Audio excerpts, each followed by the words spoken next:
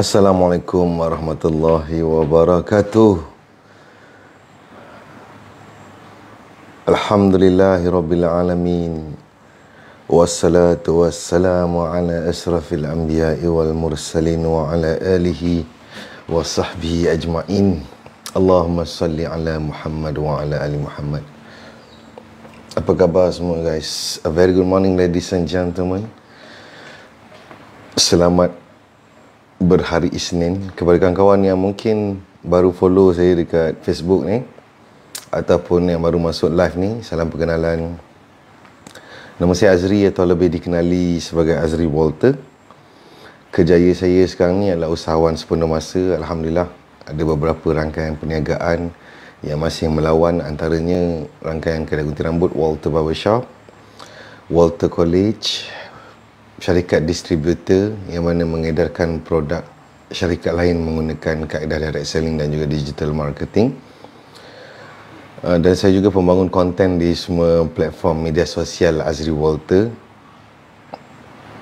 Dan ada 2 cawangan kedai kopi yang terletak di Min Coffee yang terletak di Putrajaya dan Syed Sembilan Bangi. Saya warm up halkum kerana saya punya TikTok tidak lagi boleh live kerana telah melalui, saya tak pasti apakah serangan yang dilaksanakan, mungkin ada orang report, saya tak sure. Dan saya deeply believe, saya setiap kali buat live dan video saya, matlamat dia adalah untuk menyebarkan mesej yang positif kepada lelaki khususnya dan manusia sejagat, dengan harapan semua orang boleh sukses setiap penjuru hidup. Seperti sedia maklum lah, mungkin ada yang tak kenal saya. Kenapa saya cakap pasal benda-benda motivation, inspirasi, tentang kita punya mindset tidak ada limitation? Kerana ini berlaku dalam hidup saya sendiri.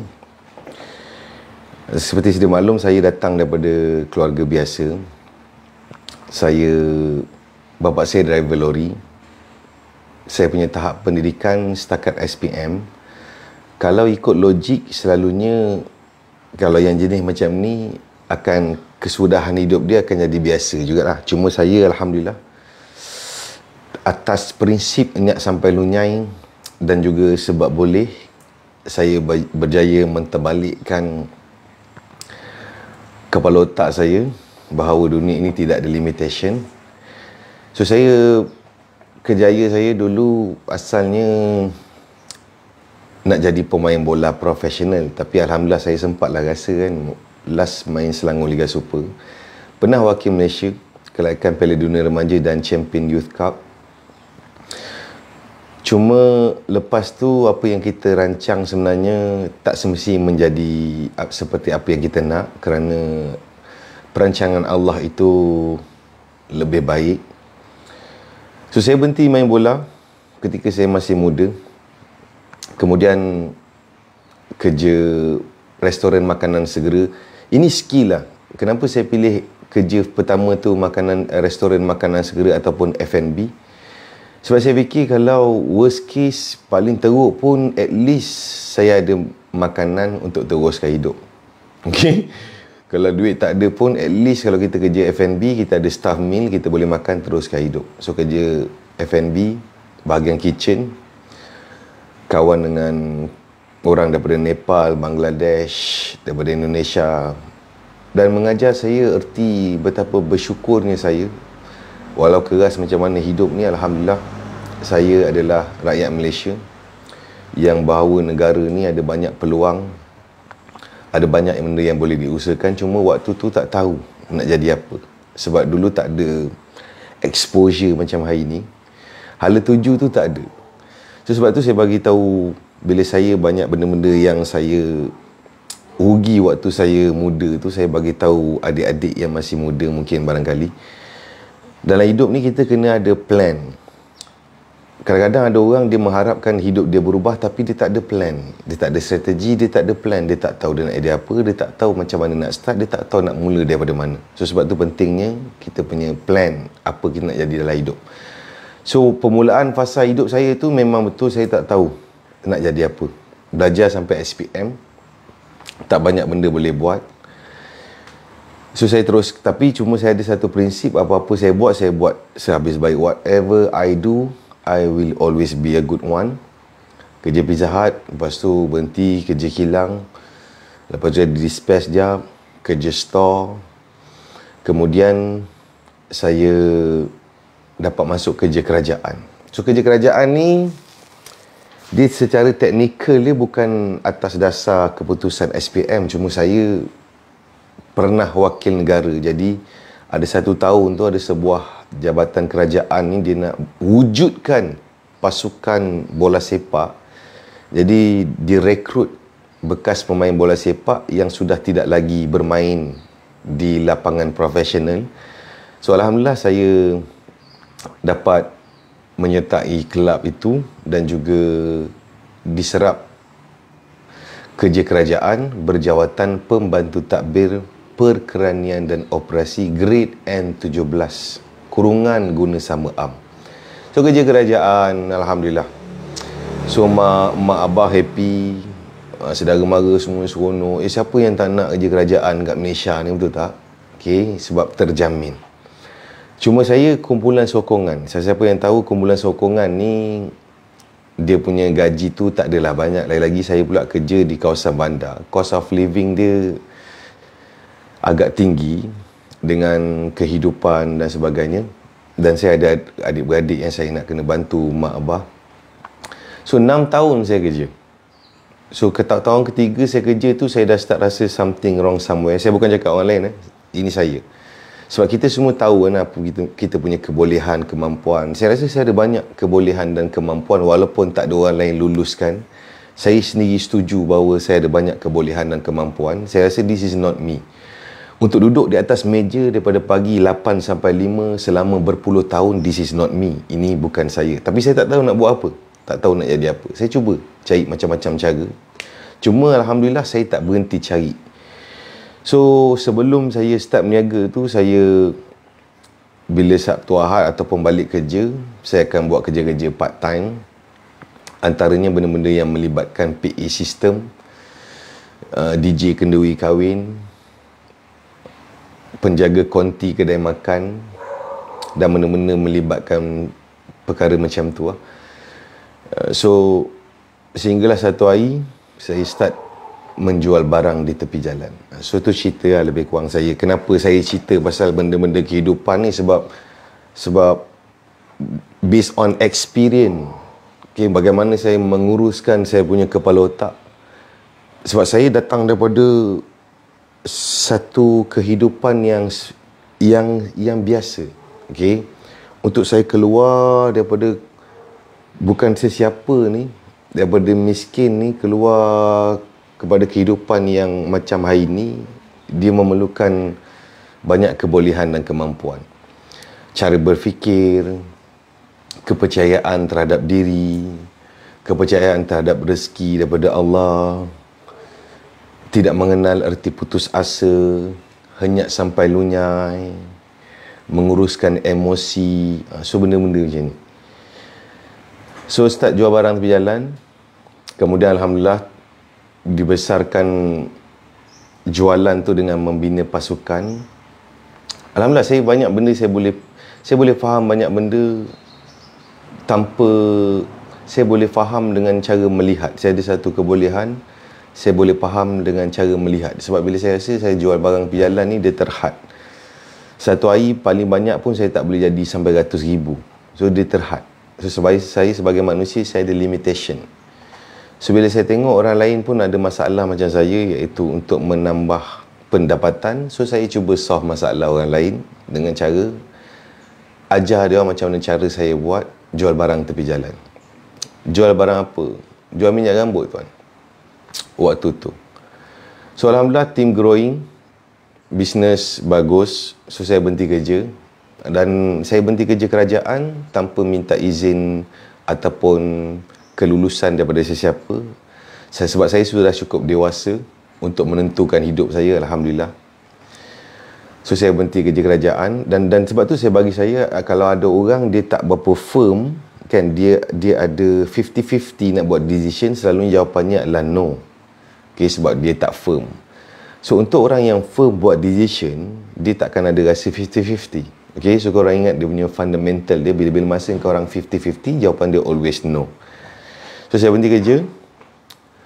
So lepas berhenti kerja tu, keadaan pasaran merudum. Okay, tapi saya tak pernah menyesal pun, sebab at least saya tahu how the money work. Saya dah start faham bahawa dunia ni tak ada limitation. Sebab dulu kepala otak saya telah diperangkap oleh sistem standard yang di-create dalam society kita ni, yang saya tak cakap salah, tetapi benda kebiasaan. So saya belajar dalam hidup ni, biasa tak semestinya betul, biasa tak semestinya paling tepat, biasa tak semestinya sesuai. So saya belajar bahawa sentiasa ada ruang yang lain, dan kita semua ada hak untuk menentukan bagaimana untuk kita mencorakkan hidup kita tanpa perlu diaturkan oleh orang lain ataupun society. So saya ada satu keberanian yang itu. Daripada mana saya dapat keberanian itu? Keberanian itu saya dapat adalah pertama sekali daripada rasa benci. Rasa benci dengan apa yang berlaku kepada diri saya, terutamanya dari sudut finansial stres. Keadaan tekanan keuangan yang saya lalui terlalu lama, daripada zaman kanak-kanak, remaja sehinggalah saya dewasa. Saya rasa saya dah tak larat duduk dalam environment macam tu. So saya rasa benci. So bila saya rasa benci, saya berjaya menerbitkan satu perasaan untuk buat apa sahaja cara supaya tidak kembali kepada kehidupan yang dulu-dulu. So bila saya mula berniaga, saya mula faham bahawa pendapatan ni dia tidak ada limitation. Okey, bahawa ada cara untuk menjana pendapatan, tak ada limitation. Sebab kalau kita ikut standard, apa yang diorang tanam dalam mind kita ialah kita kena dapat gaji sebulan sekali. Okey, so saya cuba menterbalikkan kepala otak kita, kenapa saya kena ikut apa yang diorang set sebulan sekali? Why not saya buat setiap hari? Sebab apa? Sebab boleh. So saya cuba create satu benda yang tidak biasa dalam masyarakat. Seterusnya kita ditanam dan diprogramkan bahawa dalam society kita dan standard ni, saya tak cakap salah, tapi ini yang standard, kita hanya akan nikmati hidup dan berhenti bekerja ketika umur 60. So saya telah mencabar pemikiran yang standard ini. Saya fikir kepada diri saya, kenapa saya nak bagi orang lain yang set bila saya kena berhenti kerja? Okay? So saya mesti cari jalan macam mana untuk saya set sendiri supaya saya umur berapa saya nak pencen. Saya kena cari jalan macam mana saya sendiri nak create saya punya pencen. Sebab saya tak cakap salah, kalau orang kerja kerajaan, pencen dia orang ditentukan oleh Jawatan Perkhidmatan Awam. Kalau kerja swasta ditentukan oleh Kumpulan Wang Simpanan Pekerja. Rupanya ada satu cara lagi, iaitu kita boleh buat sendiri. Tapi mungkin tak ada orang tahu, sebab dia ingat kena ikut apa yang orang lain set. So saya telah membebaskan pemikiran saya daripada terpenjara oleh benda-benda yang sedia ada. Kemudian bila lepas menjual produk tu, keadaan pasaran merudum, jadi red ocean. Red ocean ni maksudnya semua orang boleh jual benda yang sama macam kita. Dan itu antara fasa pertama bermulalah keadaan hyper kompetitif dalam dunia perniagaan ni sejak kemunculan internet, media sosial, dan terutamanya hari ni ada TikTok. So sebab tu sesiapa yang nak berniaga di zaman moden ni, dia mesti ada banyak kebolehan dan kemampuan. So kalau dia nak masuk compete dalam pasaran ni dengan strategi biasa-biasa seperti mana zaman dia kerja dan ketika dia sekolah zaman pengangkap dulu, dia akan confirm terperosok 7 kerak bumi. Kalau usaha dia biasa-biasa, kalau cara dia membawa diri dia biasa-biasa, kalau idea dia biasa-biasa, dia kena tahu ada ramai orang boleh buat seperti mana apa yang dia buat. Hyper kompetitif. Dan yang menariknya, hyper kompetitif ni, persaingan yang dahsyat ni, dia bukan berlaku dalam dunia perniagaan saja. Ketika saya kerja dulu, saya kerja Suruhanjaya Perkhidmatan Awam. Tugas saya melantik penjawat awam. So waktu tu saya dah start tengok dah betapa kerasnya dan semakin kerasnya keadaan persaingan. Saya bagi contoh. Katakanlah ada kekosongan jawatan jurutera grade J41. So, kami akan buat tapisan yang disetkan oleh Jabatan Perkhidmatan Awam. So, katakanlah kita perlukan jurutera J41, mana-mana calon yang ada ijazah dalam bidang mechanical dengan CGPA 2.5 katakan ke atas untuk ditapis datang exam ataupun temuloga. So kita akan buat start tapisan. So apa yang berlaku ialah, katakanlah ada 30 kekosongan, jumlah calon yang memohon berjuta-juta ramainya untuk memenuhkan 30 kekosongan. So just imagine. So apa berlaku? Daripada 2.5 perlu dinaikkan jadi 2.6, 2.7, 2.8, 3.0, 3.5 dan seterusnya. Sebab tu, sesiapa yang tengah belajar kat universiti hari ini, kalau CGPA dia 1.9 ataupun 2.0 dan dia pemalas nak pergi kelas, malam-malam dia lepak McD dengan awek dia yang bertindik hidung, ataupun dia selalu bangun lambat dan CGPA dia lebih kurang, dia sepatutnya terus berhenti on the spot kerana tidak ada ruang untuk dia dekat luar sana untuk kerja menggunakan dia punya kelayakan. Sebab dia akan bersaing dengan orang-orang yang 4 flat, 3.8, 3.7. Okay, so kalau dia tak perasan dan tak sedar, there's no room for loser anymore, guys. Untuk average, sudah tidak banyak tempat untuk average dalam apa yang kita buat dalam hidup ni. Sama ada bekerja ataupun dalam bidang perniagaan. Tak ada tempat untuk average. So sama ada kau suka atau tak, kau kena terima hakikat. Dunia ni evolve. Semua orang nak hidup, semua orang nak sukses, semua orang akan buat 1001 cara. Dan apa-apa yang kau nak hari ni, akan ada orang lain nak juga. So sama ada kau suka atau tak, memang keseluruhan hidup ni dia akan banyak competition. Dan memang betul kita tak compete dengan orang lain. Dia punya mindset dia adalah kita always compete dengan diri kita yang semalam dengan hari ini. Dan realitinya, dalam atas apa sahaja peluang yang kita nak, ada orang lain nak juga. That's how the world works. So kalau dalam keadaan dunia hari ini, dalam keadaan yang sangat kompetitif ni, dan kau masih boleh ikut perasaan, rasa malas, down, sogol. So macam mana kau nak compete dengan orang-orang yang tak pedulikan perasaan dia? Orang-orang yang terus buat apa yang dia kena buat dalam apa jua dia rasa. Dalam macam mana pun dia rasa down, dia tetap laksanakan apa yang dia kena buat. Macam mana kau nak compete dengan orang-orang macam ni? Okay? So kalau kita tengok kelembikan dari segi mentality ini, daripada mana punca dia? Mungkin tak ramai orang ulas benda ni. Sebab kadang-kadang ada orang ingat dengan mendengar video-video motivasi ataupun membaca buku motivasi atau merebus buku motivasi dan diminum airnya, dia ingat kepala otak dia akan jadi lebih strong supaya dia boleh konsisten, boleh fokus. Sebenarnya tak. Kalau kita tengok balik, ini adalah pembangunan secara konsisten yang berlaku daripada zaman kanak-kanak, remaja sehingga dewasa, terutamanya dari segi makanan.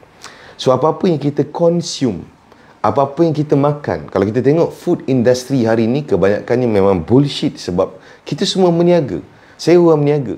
So kita faham, untuk kita bagi volume, kita kena pakai benda-benda yang macam ni. Kena kurangkan kos, kena ada melibatkan artificial, kena pakai gula putih, kena processed food, kena bla bla bla bla. So bila satu orang tidak ambil berat tentang diri dia sendiri, apa yang dia makan, apa yang dia kunyah setiap hari, selepas berbelas tahun, percaya cakap saya, impak dia akan mula dirasai, terutamanya dari segi dia punya mental. Okay? Artificial dan sebagainya, korang boleh check benda-benda yang menjahanamkan manusia. Kedua, so bila kita tengok hari ini, bila datang zaman moden, manusia create macam-macam kerjaya baru. So pergerakan fizikal itu, kalau ada orang dia masih bekerja dengan fizikal, ada orang banyak duduk dalam aircon. So just imagine apa jadi kepada ketamadunan manusia. Makan tak jaga, lepas tu bila ada media sosial, malam tidur lambat, Ada yang main game, dia jadi ketagih dopamin.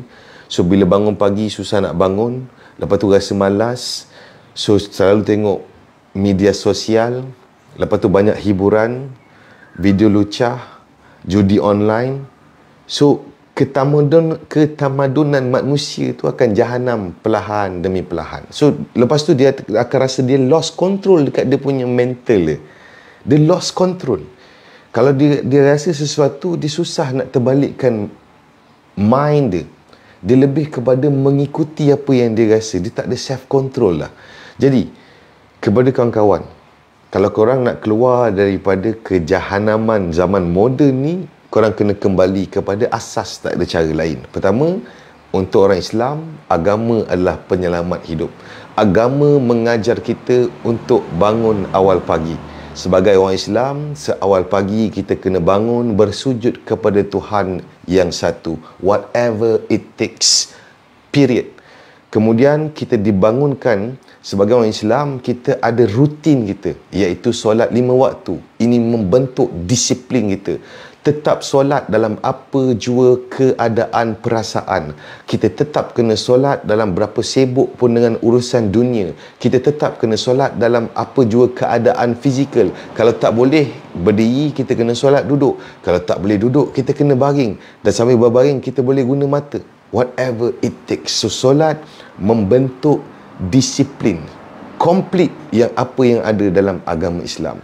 Dan malam, kalau orang-orang yang bukan bertugas malam, dia kena tidur. Dan kami jadikan malam supaya kamu beristirahat. Okey? So Islam tu komplit. Pertama, solution dia agama. Kembali kepada agama. Kedua, jaga apa yang kita makan. Apa-apa yang kita makan, kita kena bertanggungjawab. Di isu dia bukan pasal harga. Isu dia tentang setiap kali kita nak makan, apakah makanan ni boleh bagi kepada diri aku. Setiap kali kita nak minum, apakah yang minuman ni boleh bagi kepada diri aku. Adakah dia akan membuatkan hidup aku jadi lebih baik ataupun menjahanamkan hidup aku. Betul? Ketika saya cakap ni betul, korang sambil kunyah roti telur, betul tak? Nescafe tarik di kanan, rokok saat di kiri, complete dan repeating the same thing berpuluh tahun lamanya, dan kau harapkan engkau ada mental yang strong. How logic is that? Faham? So memang nampak benda ni macam old school punya advice, tapi tak ada benda lain. Memang ini je, mengembalikan kemampuan sebenar manusia.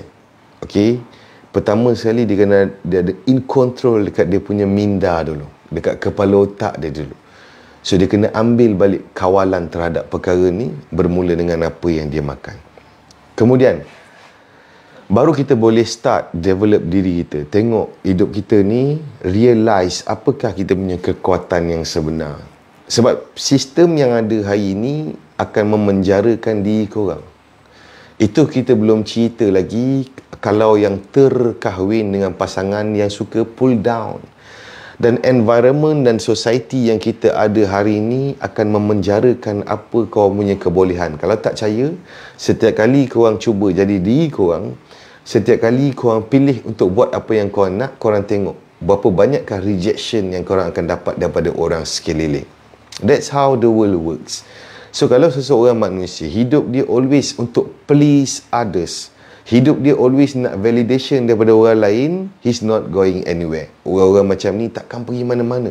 Dia konon-konon dia nak jaga hati orang. Akhirnya dia hilang diri dia sendiri. Dia hidup, tapi roh dia terapung, jasadnya ada, ibarat terpenjara di dalam jasadnya sendiri.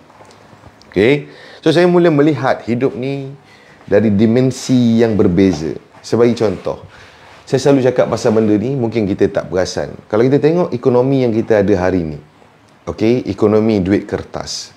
Sepatutnya semua manusia menggunakan duit. Sepatutnya semua orang kena faham bagaimana duit bekerja, bagaimana duit kertas berfungsi, apa kelemahan duit kertas, apa loophole dia, macam mana aku nak play the game supaya aku boleh survive dalam apa jua keadaan. So siapa yang tak faham, duit kertas ni dia ada susut nilai dia. Duit kertas ni dipaksa nilai dia. Kalau kita boleh tengok kat belakang duit kertas tu, duit ini sah diperlakukan dengan nilai RM50. Asalnya Ia adalah material yang tidak ada nilai. Dia tak macam emas. Emas adalah satu material yang memang ada nilainya sendiri. Dia berdiri atas nilai dia sendiri. Tak macam duit kertas. So, itu yang sistem yang kita ada. So, tugas kita bukan untuk change the whole world. Kau siapa? Diri kau pun kau tak boleh nak jaga. Kau nak ubah sistem dunia. Kepala otak kau orang. So, rules dia, don't change the world. So, kau hanya perlu faham how the system works. Sebab sistem manusia ni always ada loophole dia. Always ada kelemahan dia. Okay? Melainkan sistem yang Tuhan cipta. Okay? Jadi kau kena faham. Duit kertas ada susut nilai. Just imagine korang bayangkan, saya bagi tahu reality. Jangan kecil hati. Jangan cakap saya mengatur orang, bukan. Tapi kita nak bagi tahu ni sebab tak ada orang bagi tahu. Just imagine bayangkan katakanlah ada satu orang nama dia Lan, umur dia sekarang 30 tahun. Katakanlah dia kerja kerajaan ataupun kerja swasta ataupun dia meniaga, dia ada sumber pendapatan ataupun kerja swasta ataupun dia kerja kerajaan. So dia buat decision hari ni. Dia buat decision. Dia punya kerjaya dia adalah based on ketika umur 60 dia tahu dia akan dapat pencen. So now imagine selama 30 tahun, sekarang umur dia 30 tahun selama 30 tahun sampai umur dia 60 tahun dia tak buat apa-apa dan dia tak cuba faham tentang duit kertas dan sistem ekonomi yang ada hari ini. Dia tak belajar pasal duit kertas, dia tak belajar bagaimana mencipta aliran tunai, dia tak belajar macam mana mengembangkan aliran tunai, dia tak belajar apa yang membuatkan dia hilang duit, apa yang membuatkan duit dia datang, dia tak belajar So apa akan jadi kat dia ketika umur dia 60 tahun, dia dapat grade duty, dia dapat KWSP, dia dapat duit pencen. Apa jadi kat dia? Duit tu akan habis perlahan demi perlahan. Korang setuju? Duit tu akan habis sebab dia tak ada knowledge selama 30 tahun. Dia tak buat apa-apa sebab ada satu sistem telah hook dia bahawa it's okay. Tak perlu risau pasal benda. Kami dah settlekan. Dah ada kumpulan wang simpanan pekerja. Dah ada pencen. Kau jangan buat apa-apa. Stay there. Apa akan berlaku? Korang tengok dekat society hari ni, guys. Saya bukan mengata orang. Cuma saya nak bagi kesedaran sebab dulu saya pun tak tahu. Korang tengok dalam society, dalam masyarakat, berapa ramai orang umur dia dah 55, 60, dia still kena kerja kerana pendapatan akhir dia, pencen ataupun KWSP ni tak boleh tampung. Pertama, hutang dia yang belum habis. Kedua, cost of living yang semakin meningkat. Dan dia lupa nak kira. Dia lupa satu benda untuk dia kira. Ketika umur dia 30 hari ni, dia dah kira dah pencen akan dapat katakanlah 1 million. Dia lupa kira. Angkanya memang sama 1 juta. Namun, nilainya tak sama. Nilainya tak sama. Sebab tu, okay, kau just imagine hari ni punya 1 juta dengan 30 tahun daripada sekarang, angka dia memang maintain tapi nilai dia tidak akan sama. Dan selalunya nilai dia akan terus semakin susut. Berapa banyak pun duit yang dia ada 30 tahun daripada sekarang, so he's not going anywhere. Korang faham tak? Akhirnya sampai ke tua, sampai ke tak larat, guys, still kena buat sesuatu untuk cari duit. Do you understand? Jadi, apa yang saya nak bagi tahu hari ni ialah, saya bukan nak suruh korang berhenti kerja jadi usahawan, tak. Sebab bukan semua orang boleh meniaga. Saya nak bagi tahu, jangan serahkan hidup kita kepada orang lain untuk set. Take control, in charge your future. So, atas apa sahaja income yang kau ada sekarang, sumber pendapatan yang kau ada sekarang, kau kena belajar. Cukup-cukuplah kita memperjuangkan menurunkan harga bendi. Kepala otak korang, sedar dirilah. Kalau harga bendi turun hari ni 5% seikat, saya nak tanya korang jawab jujur, apakah impak yang akan berlaku kepada hidup korang? Jawab saya jujur, guys, tanpa ada sentimen kebencian ataupun kecil hati. Tak, kita jawab jujur, apakah impak yang akan berlaku kepada, ada atau tak ada, guys? Andai kata harga bendi turun 5% seikat, adakah ia akan memberikan impak yang besar ke dalam hidup kita. Tak ada impak pun. Jadi, saya faham dalam masyarakat kita, kita didoktrin minda kita daripada zaman kanak-kanak. Benda-benda yang dibisikkan dalam otak kita ialah kau kena jimat dan simpan. Engkau kena jimat dan simpan. Engkau kena jimat dan simpan. Betul tak guys, kawan-kawan? Betul tak? Saya cuba hidup dengan mindset ini lama dan hidup saya tak jadi apa-apa. Okey? Sebab saya tak faham. Saya tak faham tentang sistem duit kertas. Kalau sistem duit kertas yang ada hari ni, yang susut nilai, kalau jimat dan simpan, saya tak pergi mana-mana. Saya tak pergi mana-mana. Saya tak cakap salah. I'm not going anywhere. Duit yang ada tu akan diserap dia punya nilainya, akhirnya akan semakin susut. Cost of living yang akan semakin meningkat. Apapun yang ada, dia sebenarnya kita tak pergi mana-mana pun. Masih di tahap yang sama ataupun mungkin makin ke bawah. Jadi, bila saya rasa something wrong somewhere dengan this kind of advice, saya mula fikir satu benda dan saya mula jumpa bahawa the only way untuk survive dalam dunia ekonomi dengan inflasi adalah semua orang kena fikir how to earn more. Macam mana untuk tambah pendapatan. Cuma ada orang kadang-kadang kita tak perasan. Dari segi minda separa sedar kita ni, medulla oblongata, kita tak sedar, mungkin kita tak sedar all the system yang ada ni telah di-create satu pemahaman dan template hidup. Mungkin kita tak perasan. Bila zaman kanak-kanak ni, bila ditanya tentang apa cita-cita, semua orang akan jawab satu cita-cita. Okey? Satu sahaja cita-cita. Tak kisahlah apa pun kejaya, angkasawan ke apa ni, satu je. Satu sama dengan satu sumber pendapatan. Okey? Satu sumber pendapatan, lagi-lagi kalau nipis, bila melalui inflasi dengan cost of living, akhirnya dia tak jadi apa-apa. Jadi sebenarnya, kita semua kena reset this kind of mindset yang ada dalam kepala otak kita. Sebenarnya kita boleh ada beberapa kerjaya dalam satu masa. Kita boleh ada beberapa sumber pendapatan dalam satu masa. Kita semua boleh sentiasa belajar bagaimanakah untuk mencipta. Ini bukan isu gila dunia guys. Ini isu dia bukan gila dunia. Ini isu dia untuk survive. Kalau korang tengok statistik Jabatan Perangkaan, okey, cuba tengok statistik Jabatan Perangkaan, terutamanya kawasan bandar, pendapatan tak silap saya di bawah RM5,000 isi rumah, kategori miskin bandar. Siapa-siapa yang duduk kat bandar dia tahu macam mana cost of living. Okey, mana-mana nak pergi ada tol. Bila suami isteri dia kena kerja, sebab suami mungkin dia kerja dia tak cukup nak tampung, isteri dia kena kerja. So suami isteri kerja, anak-anak kena hantar untuk orang jaga, kena hantar sesuatu yang ada kos juga. So perjalanan untuk pergi kerja ada kos. Tol ada kos. Menyelenggara kenderaan yang diguna setiap hari ada kos. Kenderaan yang dibeli bayaran installment ada kos.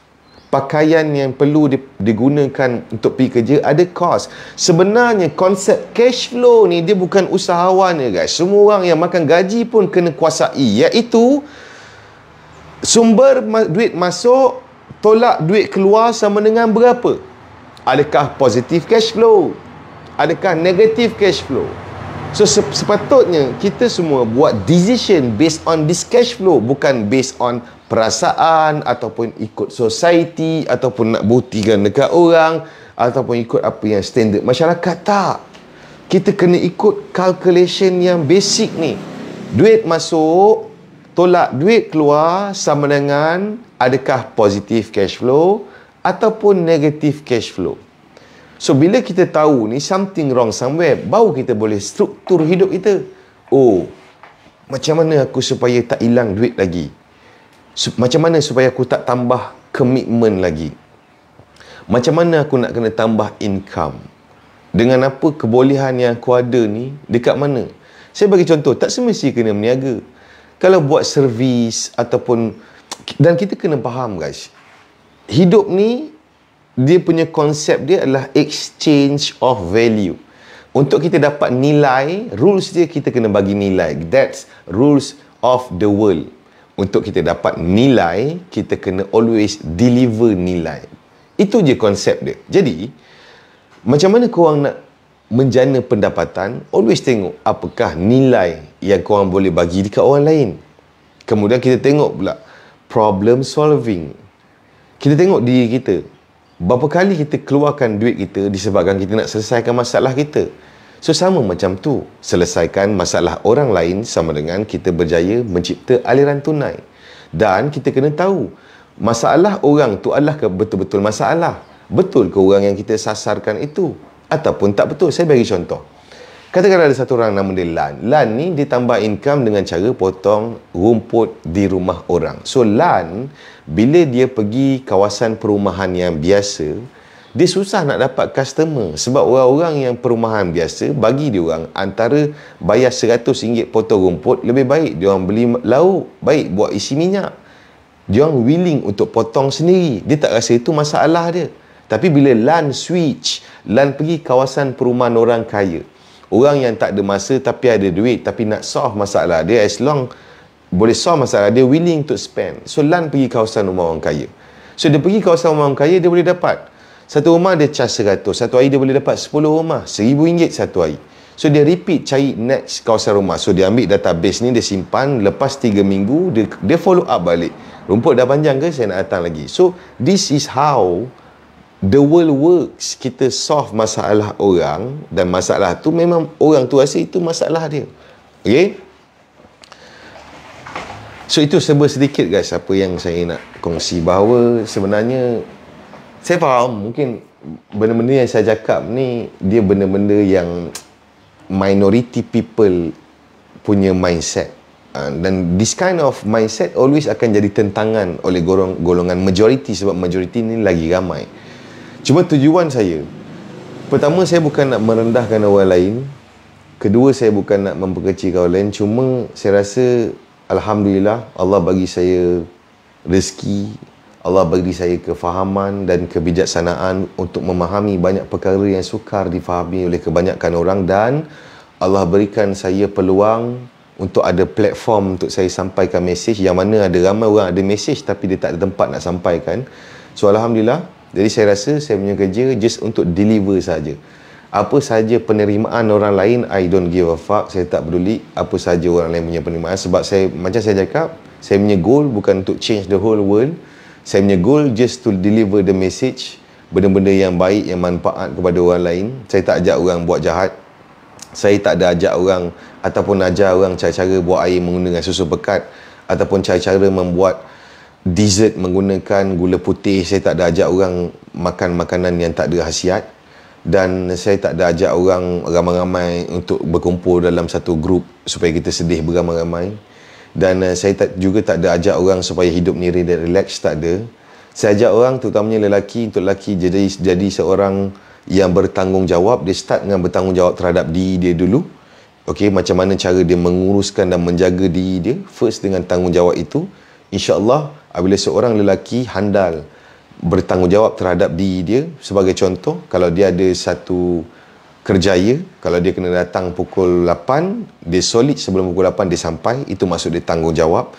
So ciri-ciri kecil ini akan memberi impak yang besar kepada seseorang manusia, terutamanya lelaki, bagaimana dia menguruskan diri dia. Begitulah dia bertanggungjawab terhadap perkara lain, terutamanya apabila dia ada keluarga, tanggungjawab dia terhadap isteri dia, terhadap anak-anak dia. So, dan juga lelaki punya perkara yang lelaki kena buat dalam hidup ni adalah protect and provide the best for the family, the best. Kena usaha yang sedaya upaya, because that is our pride. Sebab itulah kebanggaan seorang lelaki untuk memberikan ataupun kehidupan yang lebih baik kepada keluarga dia. Dan lagi satu guys, kepada sesiapa yang mungkin tak setuju dengan saya, sekali lagi saya nak bagi tahu bahawa isu dia bukan pasal gila dunia, tetapi kita kena faham duit adalah kunci untuk akses banyak perkara dalam hidup ni. Saya ulang lagi sekali. Duit adalah kunci untuk kita akses banyak perkara dalam hidup ni. Sebagai contoh, saya nak korang sama-sama tanya diri korang, dan lepas tu korang jawab sendiri. So, apa sahaja, di mana saja tempat ataupun sekolah yang, kepada siapa yang ada anak hari ni, mana-mana sekolah yang korang hantar anak korang hari ni, cuba korang tanya diri korang, adakah korang memang betul nak hantar kat situ, ataupun korang tak ada pilihan. Macam saya cakap tadi, duit adalah akses terhadap banyak perkara dan duit akan membuatkan kita ni boleh ada banyak pilihan dalam hidup ni. Begitu juga sebaliknya, lagi banyak duit kita ada, lagi banyak pilihan kita boleh buat dalam hidup ni. Lagi kurang duit, lagi kurang pilihan kita ada. Seperti mana saya tanya korang, sekolah yang korang hantar anak korang hari ni, adalah korang betul-betul nak hantar kat situ ataupun korang tak ada choice? Dan tempat tinggal yang korang duduk sekarang ni, kawasan persekitaran, environment yang korang ada hari ni dengan jiran korang adalah korang, adakah korang betul-betul rasa yang the best kat situ ataupun korang tak ada choice? Dan apa-apa ilmu yang korang dapat hari ini, apa sahaja ilmu, adakah itu sahaja yang korang nak ataupun ada banyak lagi ilmu yang korang nak explore tapi korang tak ada access? So this kind of question, soalan-soalan macam ni bila kita tanya diri kita, bahawa kita mudah untuk sedari, terutamanya diorang-diorang yang konon-konon rasa selesa tu. Saya nak bagi contoh macam ni. Saya lebih kepada nak mendorong. Cuma kadang-kadang mungkin ada orang tak perasan. Kalau kita nak buat pilihan dalam hidup ni, konsep hidup ni, pertama, sama ada kita nak live the life to the fullest, jadi orang yang sukses setiap penjuru hidup. Kedua, kita nak hidup apa adanya. Dua-dua pun betul, tak ada masalah. Cuma cadangan saya, kehidupan ni, bila kita nak pilih, cadangan saya, bila kita nak tahu apakah pilihan paling bagus, kita kena try dua-dua. Katalah saya pernah rasa hidup miskin, saya pernah rasa hidup apa adanya, dan kemudian saya buat decision untuk pilih hidup, live the life to the fullest. Ada banyak achievement dalam hidup. So bila saya dah rasa dua-dua, barulah adil untuk saya pilih nak yang mana satu. Namun kalau korang belum pernah lagi keluar daripada kehidupan yang sekarang, rasa live the life to the fullest tu, dan terus pilih untuk hidup apa adanya, tarik handbrake, kemungkinan besar korang tak adil untuk diri korang. Sebenarnya saya yakin ada ramai orang kat luar sana, dia bukan tak boleh lebih berjaya daripada diri dia sekarang, cuma dia belum betul-betul henyak sampai lunyai. So sebab tu kita kena faham, hidup ni ada phase dia. Untuk kita berjaya, rules dia, kita kena sanggup untuk korbankan banyak benda permulaan hidup. Hidup ni dia ada phase, dia ada fasa-fasa dia. Semua orang kena faham dan kena terima hakikat. So untuk kita ada satu masa hadapan yang gemilang, kita mestilah sanggup untuk korbankan waktu muda untuk fokus membangunkan hidup kita. Sebab rules dia very simple dan straightforward. Bagaimanakah korang lalui waktu usia muda korang, begitu jugalah akan jadi ketika waktu usang korang. That's how the world works. Korang nak tahu korang jadi apa ketika usang nanti, korang tengok ketika korang muda apa yang korang buat. Dan kalau tak percaya, korang tengok generasi-generasi yang usang hari ni, tengok apa yang berlaku kepada hidup diorang, recall balik apa yang diorang buat ketika muda dulu. So korang akan dapat jawapan, supaya bukan kita nak blame orang lain salah, tak, supaya kita menjadikan tauladan dalam hidup kita, supaya kita tidak mahu hidup kita jadi begitu. Sebab hidup hanya sekali guys. Alang-alang hidup, why not hidup betul-betul? Hidup hanya sekali, why not kita hidup betul-betul? Okay? Dan saya yakin zaman hari ini, dengan kecanggihan internet, media sosial, ramai orang ada masalah fokus dan konsisten. Sebab tu ramai orang susah nak capai sesuatu dalam hidup, sebab ada banyak distraction daripada media sosial, distraction daripada internet, distraction daripada drama, emosi hidup dan sebagainya. Jadi untuk kita melalui dan mencapai kejayaan dalam hidup, kita mesti kena ada ability macam mana nak handle distraction ini. Kalau tak, kita always akan jadi slave kepada distraction ini sehinggalah ke akhir hayat. Ada soalan guys? Kepada yang baru masuk, selamat datang. Saya rasa saya cakap tadi tanpa berhenti. Saya minum sekejap. Ada soalan? Ataupun ada siapa yang mungkin diam tengok yang tak setuju, boleh huraikan apa perkara yang tak setuju dan kita bincang seperti seorang dewasa. Kat mana sudut yang tak setuju dengan apa yang saya cakap tu, kita tulis kat bawah, kita bincang seperti orang dewasa. Dan kepada kawan-kawan lelaki yang mungkin tak tahu ataupun baru first time masuk live ni, saya ada wujudkan satu secret group. Secret group ni semua lelaki Yang mana dalam grup ni berada di Facebook, ada konten, ada live dan ada penulisan yang berkisar tentang lelaki untuk sukses setiap penjuru hidup. Sebab bagi saya, why not sukses setiap penjuru? Kenapa ambil sikit-sikit?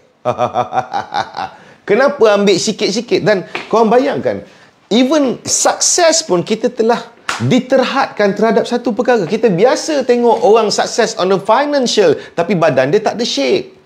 Kita biasa tengok orang dia bagus fitness dia, tapi financial dia tak okey. Tak guys, kita nak setiap penjuru hidup. Why not kita kaya, wajah handsome, badan ada shape, boleh push up terbang, boleh main bola, boleh wakil Malaysia. Lagi apa? Boleh mengimami solat, bab-bab fiqh.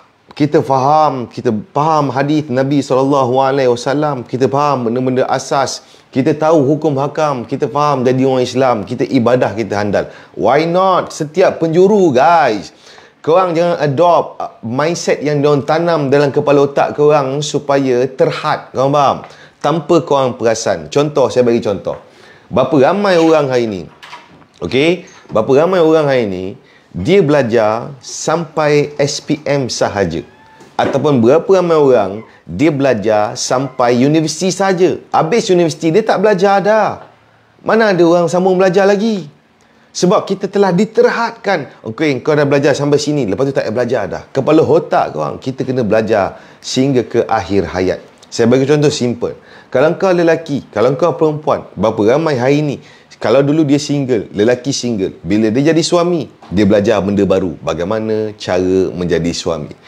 So esok bila dia ada anak, berapa ramai belajar bagaimana cara menjadi bapa, sama macam wanita. Berapa ramai yang cuba improve diri every single day, learn new thing, ataupun korang terperosok rasa, oh cukuplah, aku dah hafal nama penjajah dulu, aku dah tahu nama penjajah, kepala otak korang. Okay, dan ambil balik korang punya hidup guys. Ambil balik hidup korang. Mulai hari ni, hanya belajar benda-benda dan hamburkan hidup korang, masa korang belajar benda-benda yang boleh memberi manfaat kepada hidup korang sekarang ataupun orang lain. Utamakan that kind of knowledge. Utamakan yang itu. Yang lain-lain ni nanti pun tak apa. Saya bagi contoh. Katakanlah ada orang dia ada masalah keuangan. Dia ada masalah keuangan sekarang.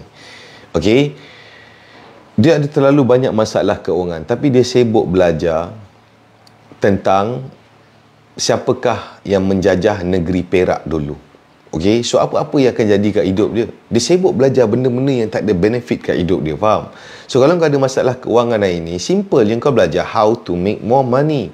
Macam mana nak buat duit online, katakan. Aku tak faham online ni, macam nak buat duit.